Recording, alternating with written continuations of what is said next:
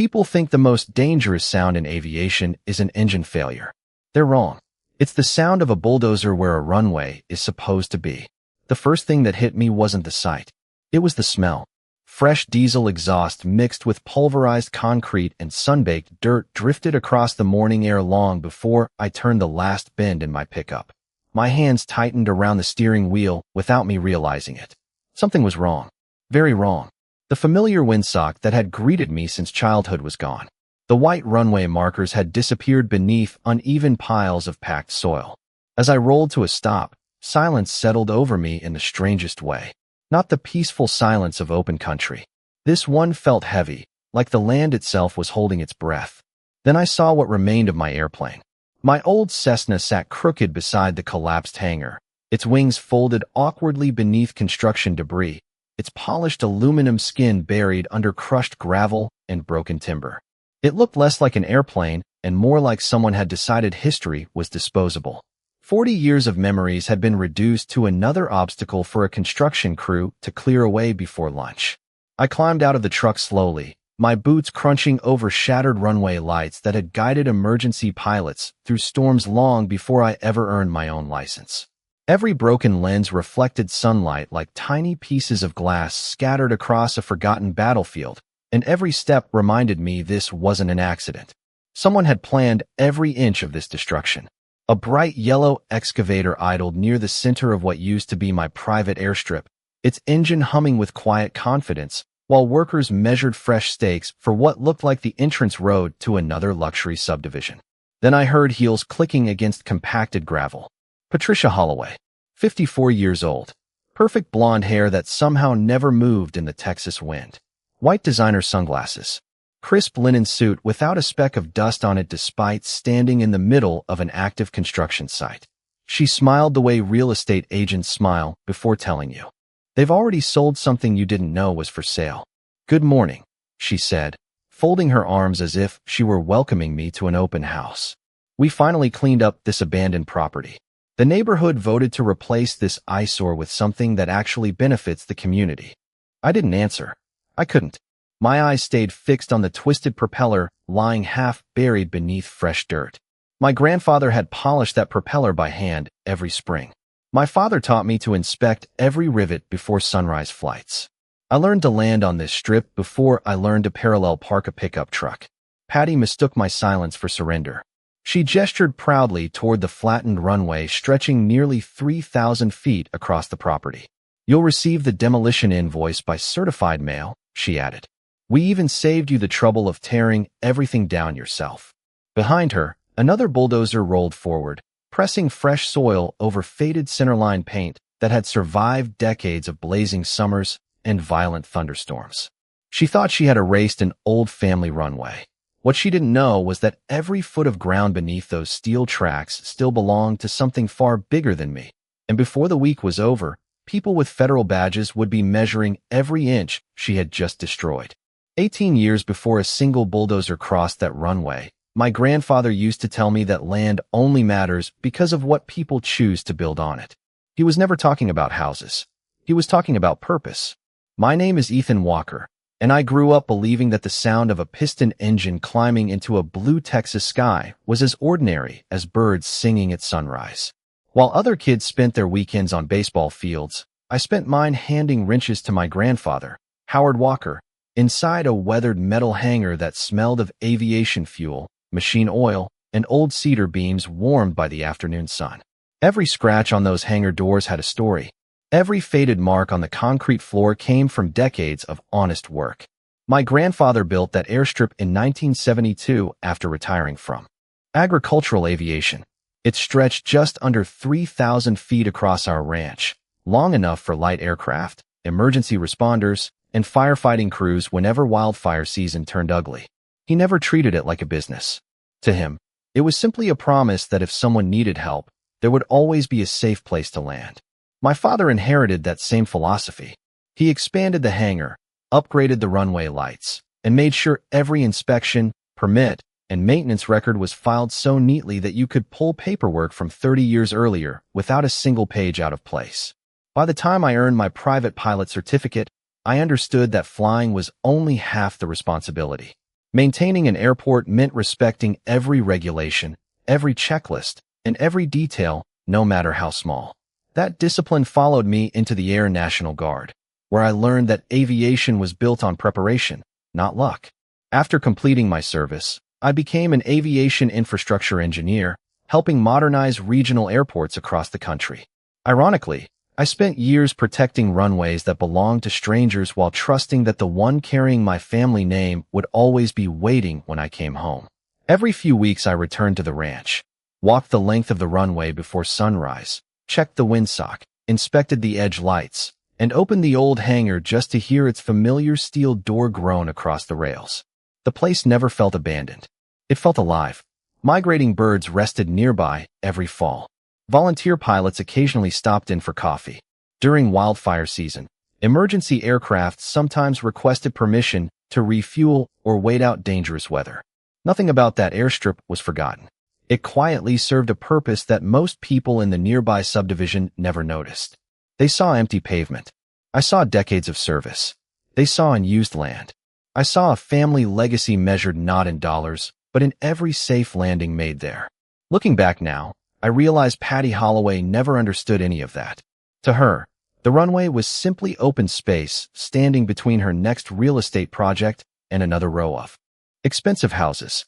She looked at maps and property values.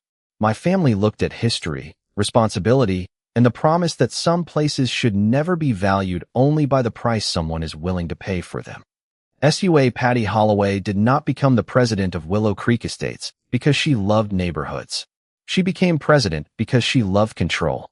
If a mailbox leaned 2 inches, she noticed. If someone's grass grew a little too high after a week of rain, a violation letter appeared before the lawnmower did. She carried herself like every street, fence, and sidewalk existed because she allowed them to. People smiled when she drove past in her white luxury sport utility vehicle, but they rarely smiled after she left. Over the years, I watched the subdivision slowly creep closer to my property. First came new entrance signs, then decorative stone walls, then another row of expensive homes where open pasture used to stretch toward the horizon. Every expansion stopped just short of my runway because the property line was unmistakable. Bright orange survey monuments had marked the boundary for decades, and every county survey confirmed the same thing. My land remained exactly where my grandfather left it. That should have ended the discussion, but it only seemed to make Patty more determined. The first time she visited my hangar, she wore the same practiced smile she used with potential homebuyers. She complimented the scenery, admired the view from the runway, and casually suggested that I could earn a fortune by selling the entire property to the Homeowners Association's preferred developer. I thanked her for the offer and politely declined. Her smile never disappeared, but something colder settled behind her eyes. From that day forward, the letters started arriving. One claimed the runway lowered nearby property values. Another insisted aircraft noise disturbed community enjoyment even though flights from my strip were infrequent and fully compliant with local regulations. A third suggested the hangar was no longer aesthetically compatible with the neighborhood's architectural standards, despite sitting on private land completely outside the association's authority. I answered every letter with documentation. Survey maps, county records, maintenance logs, registered mail receipts. Facts never seemed to matter. Every response only produced another complaint written on heavier paper with more official-looking language. My neighbor Frank Dawson, a retired firefighter whose family had lived beside the ranch for almost 30 years, warned me over coffee one Saturday morning. He lowered his mug and looked toward the subdivision entrance before speaking quietly. "She is not trying to find you anymore, Ethan. She is trying to make your place look abandoned." His words stayed with me. Once I started paying closer attention, the pattern became impossible to ignore. 2 weeks before I came home, everything accelerated with the kind of precision that only happens when someone believes nobody will stop them. Frank called me just after sunrise one Thursday, and I could hear heavy equipment rumbling through the phone before he even said hello. The deep vibration of diesel engines rolled across the ranch like distant thunder. "Ethan, they are here," he said quietly. "They brought survey crews and bulldozers." I asked the only question that mattered. "Did they cross the property line?" There was a long pause before he answered. "They are standing on your runway." My stomach dropped. I immediately opened the security camera system on my laptop, expecting to watch someone make an honest mistake. Instead, I watched construction crews remove the bright orange survey monuments one by one before placing new wooden stakes several yards inside my property. Those old markers had survived decades of storms, droughts, and record heat. Now they disappeared into the bucket of a loader in less than 5 minutes. The cameras captured everything in perfect high definition. Patty arrived 20 minutes later carrying a clipboard instead of a shovel. She never touched a single piece of equipment. She simply pointed toward sections of the runway while contractors followed her instructions with complete confidence. Fresh concrete cracked beneath heavy machinery. Edge lights that had guided aircraft for decades were carefully lifted out and tossed onto flatbed trailers like outdated decorations. The smell of hot hydraulic fluid mixed with dust drifting across the camera lenses while workers peeled away long strips of asphalt that my father had personally resurfaced years earlier. My phone filled with alerts from neighbors who had never spoken to me before. Some sent photographs. Others recorded videos from their backyards. Every angle showed the same thing. My runway was disappearing a little more with every passing minute. I called the county planning office before the first hour was over. After being transferred 3 times, someone calmly informed me that a redevelopment permit had already been approved. I asked for the parcel number listed on the application. It did not match my property. Not even close. Somehow the construction had crossed onto my land while relying on paperwork describing an entirely different location. I demanded an immediate stop order. The employee promised to look into it and suggested I contact the contractor directly. By then, another section of pavement had already vanished beneath fresh layers of compacted soil. Late that afternoon, an electronic notice appeared in my email. It carried the Homeowners Association letterhead and congratulated nearby residents on the beginning of Phase 4 community expansion. Buried near the bottom was a sentence thanking property owners for supporting the removal of obsolete infrastructure that no longer served the public interest. Attached was an invoice charging me for demolition expenses and site preparation, as though I had requested the destruction myself. Reading those words felt almost unreal. They had entered private property, erased decades of aviation history, billed me for the privilege, and celebrated the entire operation before anyone had even asked whether they possessed the legal authority to touch a single square foot of that runway. Patty believed she had completed the hardest part of her project. She had no idea she had also created the evidence that would eventually unravel everything she had built. By the time I drove through the ranch gate, the damage was already done, but I still believed the truth would matter once the right people saw the evidence. I spent the next 48 hours organizing everything I had. Security camera footage from 6 different angles. County survey maps dating back 3 decades. Property deeds. Tax records. Maintenance logs. Every document was labeled, scanned, and placed into neat folders the same way my father had always taught me. Facts should speak for themselves, or at least that was what I still believed. My first stop was the county planning office. The waiting room smelled like old coffee and printer toner, and the fluorescent lights hummed quietly overhead while I waited for nearly an hour. When the planning supervisor finally reviewed the permit, he frowned almost immediately. The legal description attached to the construction approval belonged to a parcel almost half a mile away. He admitted the paperwork appeared inconsistent, but explained that construction had already begun and stopping an active development required another administrative review. That review, he estimated, could take several weeks. I looked out the office window toward the parking lot and imagined bulldozers accomplishing more in a single afternoon than government paperwork could undo in a month. Next came the sheriff's office. The deputy listened patiently, watched several minutes of security footage, and agreed the property lines looked clear. Then he folded his hands and gave me the answer I had started hearing everywhere. This appears to be a civil matter.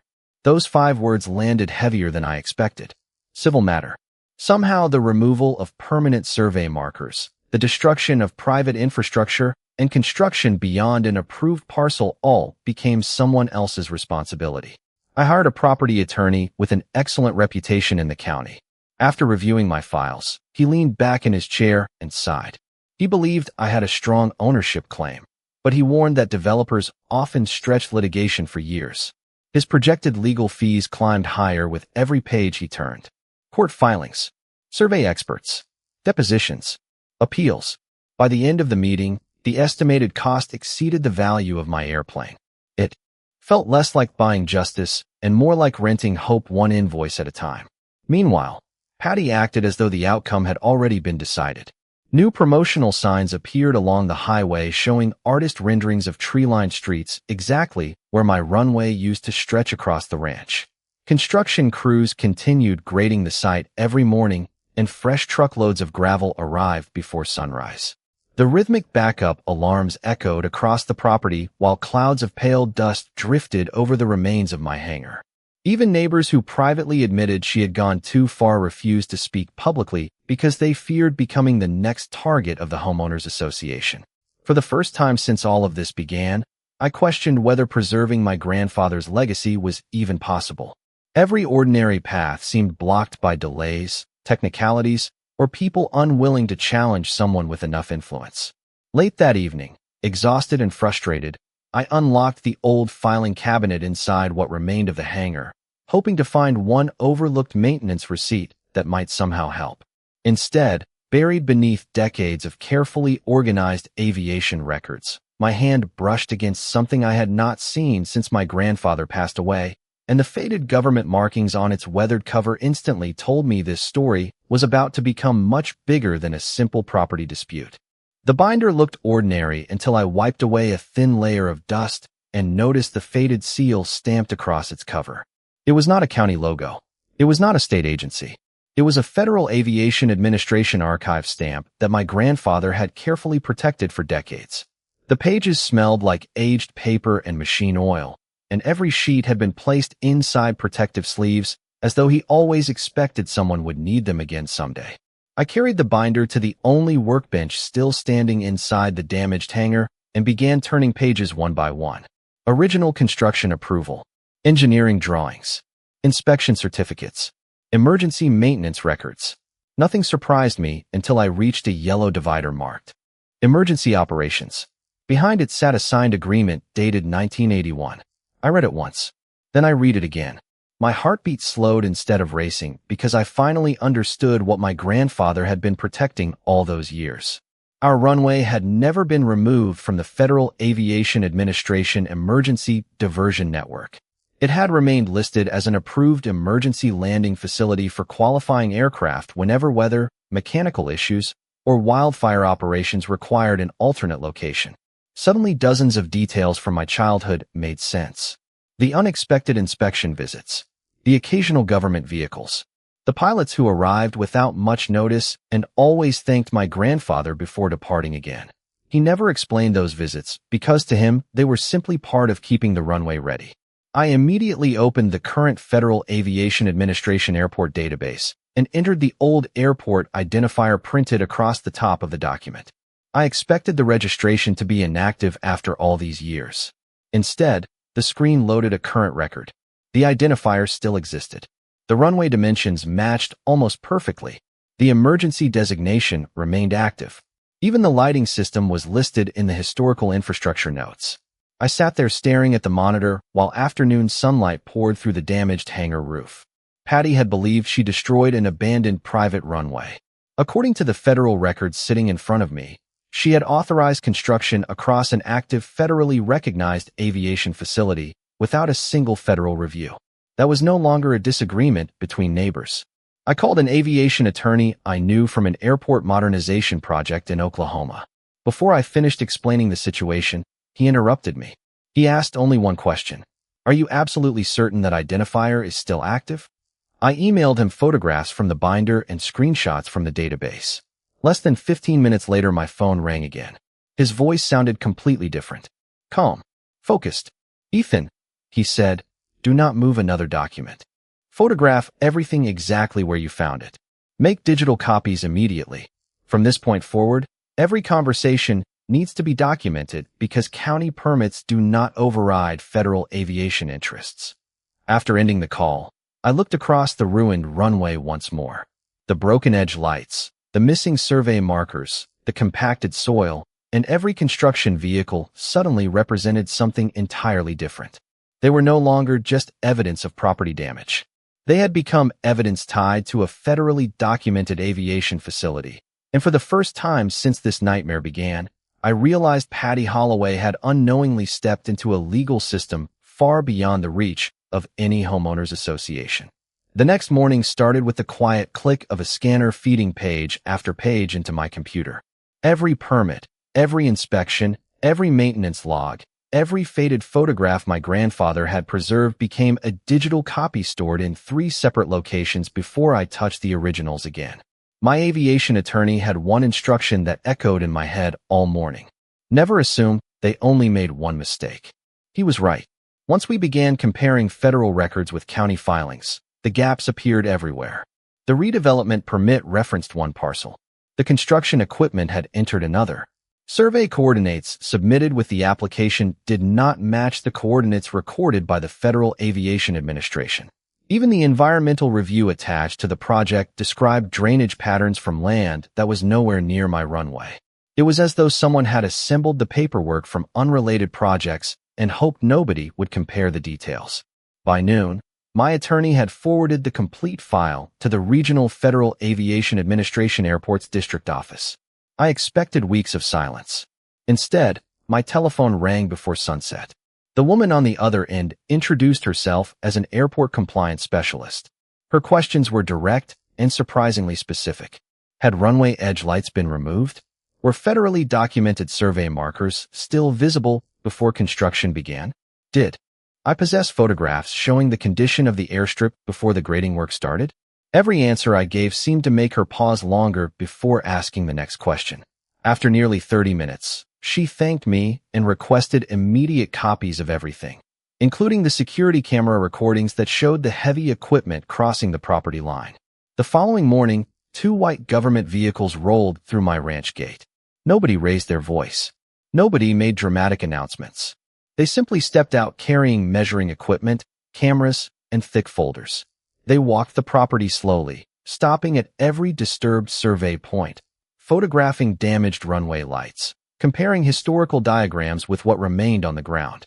One inspector carefully uncovered part of an old concrete marker buried beneath fresh soil and brushed away the dirt with his gloved hand. He compared the identification number against his paperwork, nodded once, and quietly wrote something into his notebook.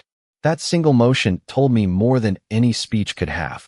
Meanwhile, construction crews stopped working, not because Patty ordered them to, but because federal inspectors had begun documenting every inch of the site.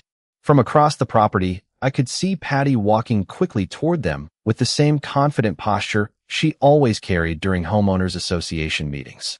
She smiled, pointed toward colorful development plans, and appeared to explain that the project had full local approval. One of the inspectors listened politely before handing her a business card and requesting copies of every permit, survey, engineering report, and authorization connected to the project. Her confident expression faded for the first time since this nightmare began. She looked toward the bulldozers, then back at the inspectors, as though waiting for someone to reassure her that county paperwork would settle everything. Nobody did. Standing beside the remains of my grandfather's runway, I realized the balance had finally shifted. For months, Patty had controlled the story by speaking the loudest. Now the only voices that mattered belonged to people carrying measuring tapes, federal records, and cameras, and every photograph they captured moved the truth one step closer to becoming impossible for anyone to ignore. 3 days after the federal inspection, the entire construction site looked like a completely different place. The bulldozers that had been working from sunrise until dusk sat perfectly still behind temporary barriers. Bright red stop work notices had been fastened to equipment, fencing, and the subdivision entrance where glossy advertisements for luxury homes had stood only a week earlier. The usual sounds of backup alarms and diesel engines had been replaced by the rustle of paperwork as engineers, attorneys, and surveyors walked the property carrying maps instead of blueprints. Patty arrived just before 9 in the morning with 2 lawyers and several members of the Homeowners Association board. For the first time since this started, she was not giving directions. She was asking questions. I watched from outside the damaged hangar as she pointed repeatedly toward the county permits, insisting the project had been approved through the proper local channels. One of the federal officials calmly explained that local approvals could not authorize construction affecting a federally documented aviation facility without the required reviews and coordination. There was no raised voice, no dramatic confrontation, only measured conversations supported by records, photographs, and decades of archived documentation. Facts were doing all the work. Over the following weeks, more findings emerged. The security footage confirmed the original survey monuments had been removed before new construction stakes were installed. Historical airport diagrams matched the runway alignment almost exactly, even after portions had been graded. Environmental reports submitted for the subdivision referenced land outside the actual construction zone, while engineering drawings failed to identify the federally recognized aviation infrastructure already occupying the site. Every document seemed to answer one question while raising two more. The developer quietly suspended the expansion project. Contractors removed their equipment, without the usual celebration that accompanies a completed phase of construction. County officials announced an internal review of the permitting process, and several approvals connected to the project were formally withdrawn pending further examination. The Homeowners Association Board scheduled an emergency meeting that lasted well into the evening. By the following morning, Patty was no longer speaking to reporters or posting neighborhood updates about community improvements. Instead, every public statement came through legal representatives using careful language that sounded very different from the confident promises she had made only weeks before. My attorney called with another update late one Friday afternoon. Independent aviation engineers had completed their assessment of the runway and hangar. Restoration would require extensive work, but the report confirmed something that mattered even more to me. The facility could be rebuilt according to its documented specifications. My grandfather's runway had not been erased forever. It had simply been interrupted. Standing beside the weathered windsock pole that somehow remained upright through everything, I realized this had never been about winning an argument. It had been about proving that careful records, patient persistence, and respect for the law could outlast shortcuts and assumptions. Patty had believed ownership could be rewritten with construction equipment and confident speeches. Instead, every page my grandfather preserved, every inspection completed over the decades, and every photograph taken before the first bulldozer arrived became part of a story that ended exactly where he always believed it would. Not with the loudest voice, but with the strongest evidence. 8 months later, the first thing I noticed was the sound. Not engines, not construction equipment, just the steady whisper of wind moving across a smooth runway that finally looked the way my grandfather had always intended.